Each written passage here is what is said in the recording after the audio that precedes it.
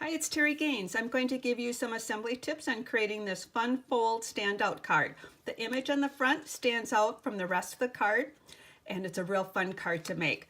The stamp set I'm using for today's card is Lasting Lily. It's a stamp set from Stampin' Up's 2019 Sale-a-bration offering. It's free with a $100 purchase until the end of March, so you have a few days left to get that.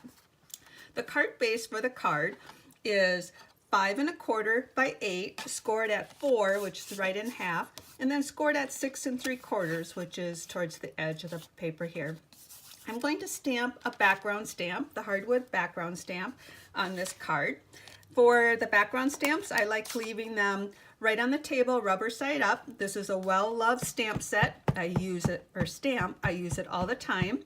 And my advice to you is just tap, tap, tap your ink on here.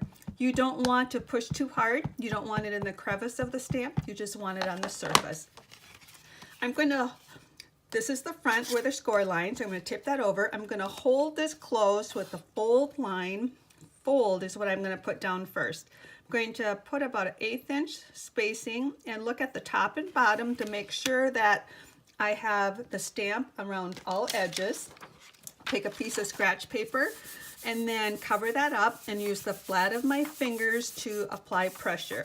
The flat of the fingers work better than the tips of your finger. You get more surface coverage with the flat of your finger. So just make sure you go all the way around and the edges.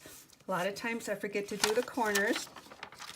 And then take the scratch paper off, and there you have the background stamp. The cardstock is Highland Heather and the ink is Highland Heather also. So the next thing I need to do is fold this score line.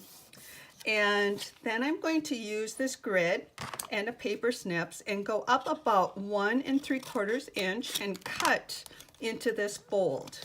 Then I'm going to take and tear this portion off.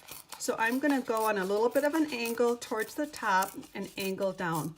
No two ever look the same. I kind of tear them differently each time, and it's good whichever way you tear it. On this tore edge, I'm going to sponge some color. I'm going to take a Stampin' Up! Sponge. They're circular. I cut mine into quarters so I can hold on to this section. Dab it into the ink, and then just sponge it right on the edge. It's going to add some color and just kind of finish off that tore paper look. Then what I'm going to do is adhere this to a contrasting color postcard. This contrasting color is Gorgeous Grape, and when you're adhering your papers together, always put your adhesive on the smaller of the two pieces you're adhering together. I'm just using our Stampin' Up! Snail, and I'm going to watch two corners as I place this down. This postcard is 4 1/4 by 5 1/2. If I watch the two corners and get the spacing equal, the rest of it should just fall into place.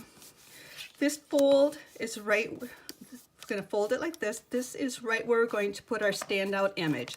So it's whatever image you want to stand out.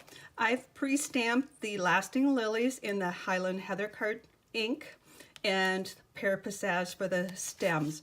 So what I'm going to do is just put adhesive right here. Take this image.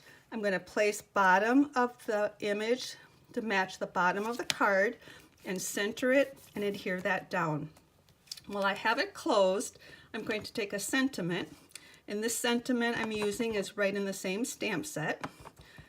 And I'm going to ink that up, and then I'm going to place this right in that open area and stamp my outside sentiment.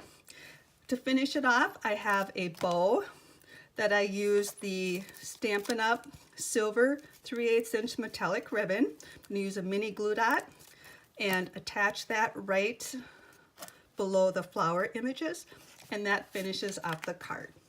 If you found me via YouTube, look in the comments section for a direct link to my blog post where you'll find the supply list, measurements, and instructions for this project. There's a PDF tutorial you can download and a direct link to my Stampin' Up! Store to purchase the supplies. Thanks for stopping by, and I hope you enjoyed creating this project with me.